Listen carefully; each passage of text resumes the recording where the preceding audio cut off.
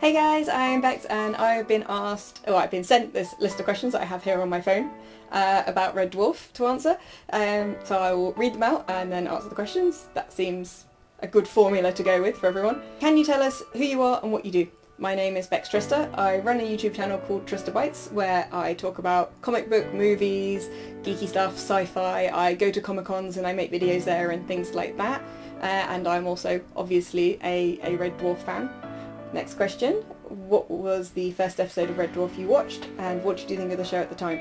I can't remember who showed me Red Dwarf, so I'm really sorry to whichever kind friend introduced me to such an awesome series, but I watched the first episode of the first series and I loved it. It epitomised everything I really enjoy about British comedy. It's quite satirical, it's quite dark, but it's quite funny, and it's all about witty banter and it's all about the use of language and things like that. And I love British comedies like that, so I fell in love with it from the first episode. And the fact the first episode's called The End, it had me at that. And yeah, I've been watching it ever since, obviously. Have you any special skills or party tricks you would like to show us? I don't really have any special skills at all, I'm afraid.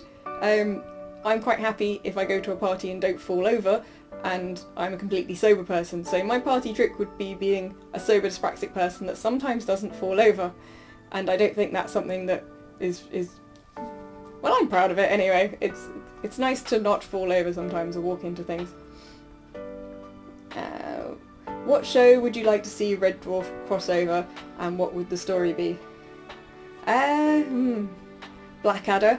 I would love to see Blackadder, Red Dwarf crossover where the dwarf team meet up with Blackadder, like they go onto their ship, and obviously Blackadder can be the captain, and then Hugh Laurie's character would be the first mate, and the janitor could be Baldric, and that would be absolutely incredible because they're two series that are based so much on witty dialogue and you can just watch them clash. Like, who could out-sarcasm each other? Could Rimmer out-sarcasm Blackadder? That they could have like a sarcasm off, and they could have like a hate, how much they hate everyone else off. Although Blackadder's obviously actually very clever and Rimmer is not actually that clever because he's held too much back by his lack of self-esteem, whereas Blackadder has tons of self-esteem. So it would be interesting to see if they could learn something from each other. Humility and confidence. Don't know, that might be too much like confidence and paranoia. But yeah, definitely Blackadder, and now I need to write to the BBC. Next question. Oh no, this is so nice. You're an amazing cosplayer. Can you explain a little about how you make them or show your favourite? I'm not really a cosplayer. I've cosplayed a couple of times and I don't really call myself a cosplayer, except for on Instagram hashtags because I don't know what else to put if I am wearing cosplay. I kind of made my Harley Quinn one. I mean, I didn't make it all from scratch. I know, the problem is I know a lot of really amazing cosplayers who make utter complete costumes from scratch, armour and sewing and things like that, and I've just been doing this for fun and I've put in the appropriate amount of effort for someone that's just doing it for a laugh. So I did have a Harley Quinn costume that's kind of a New 52 roller girl type Harley Quinn costume, only not with skates because obviously I would fall over, and I basically bought two of a lot of things, so 2 tops, 2 sets of thigh-high socks, 2 sets of arm warmers, 2 sets of denim shorts, obviously in red and black, and then I chopped everything in half and I sewed everything back together, and then I used some of the leftover fabric to make some diamonds. I did make it and I didn't make it.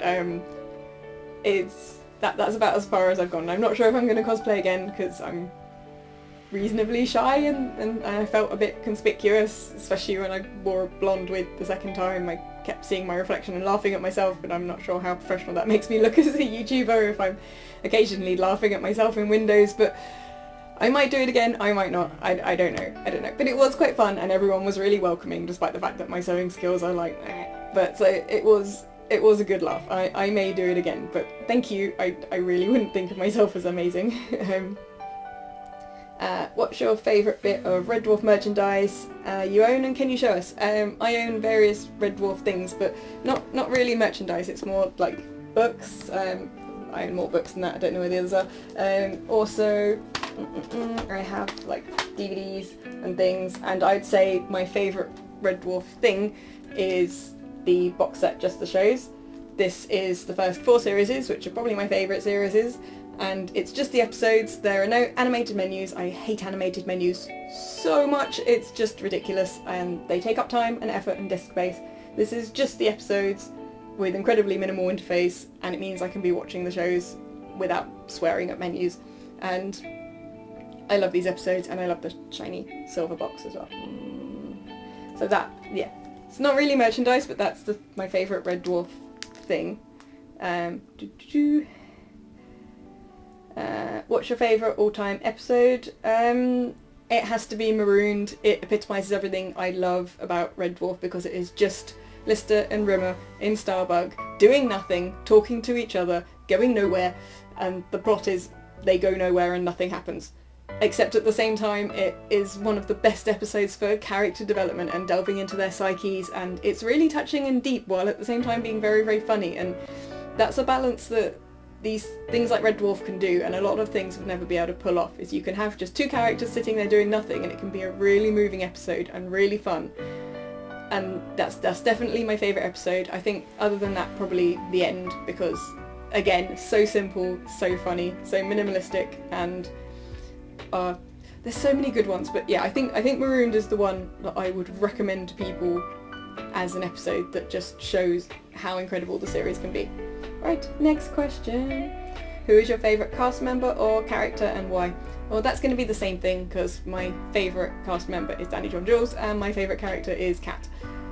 Cat develops loads, he's hysterical, he's brilliant. That character could have gone so badly if it was written or played by somebody else. The idea of the cat could just be a throwaway joke, it could just be really cringy, it could just be really bad, but actually Danny John-Jules' portrayal, and the fact that he has dance training and he can keep all that movement, and it makes Cat so much more cat-like. Even though dancing is not very cat-like, somehow it makes it cat-like. And I think the bits of his personality he put in there, because he's a force of nature. I've met him and had long conversations with him, and I did interview him, but my camera equipment went a bit wrong, so that's a story for another time. But he's so awesome and such a force of nature, and Cat is in his own way as well. So yeah, sorry everyone else, but I think Danny's won that one. Would you like some toast?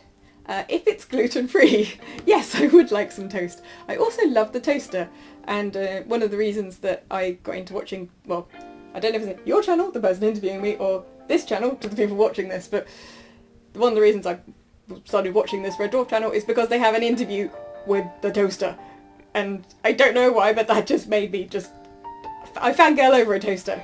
Like, welcome to geekdom. What is your best Red Dwarf memory or moment, and why? Best moment, apart from actually meeting people that are in Red Dwarf and having both fun and being really embarrassed when I failed to interview Danny properly. That's probably my best real life moment, because it's my only real life moment, making an idiot out of myself, but that's not really new. Best moment in the series, apart from ones in episodes I've already mentioned, is probably Lister pretending to have passed the chef's exam, the end of that episode, and the look on Rimmer's face, and yeah, I think that, episode-wise, I think that's one of my favourite moments. Definitely. The last episode you watched, I recently rewatched the entire series up to 8, so the last episode of series 8 would be the answer to that.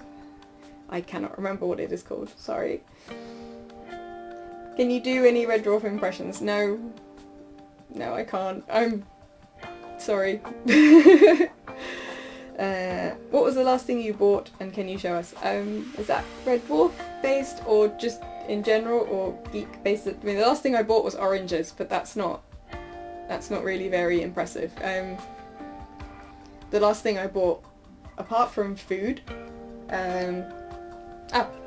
I bought this recently. This is Twisted Dark. I interviewed the writer on my channel at London Super Comic Con, and I picked up a copy of the graphic novel. So yeah, let's pretend I haven't gone to Sainsbury's and this is the last thing I bought. That's much more interesting. How do I think the show should end? I'm I'm very sentimental, and I think the show should end and Lister should get to marry original Kachansky and have the twins and live on Fiji, and everyone else should join him. I'm really soppy, sorry. If you could write a story for Red Dwarf, what would it be about?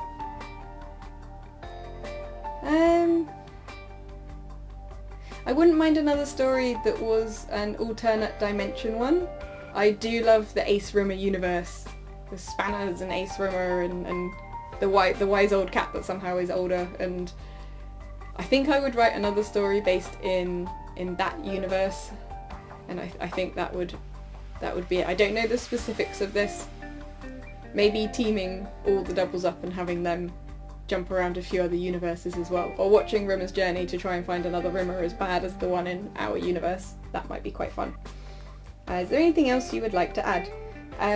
I guess an obligatory plug for my own YouTube channel, which is Trista Bites, and other than that, just to say thank you for sending me questions and interviewing me about one of my favourite TV series. I really appreciate that.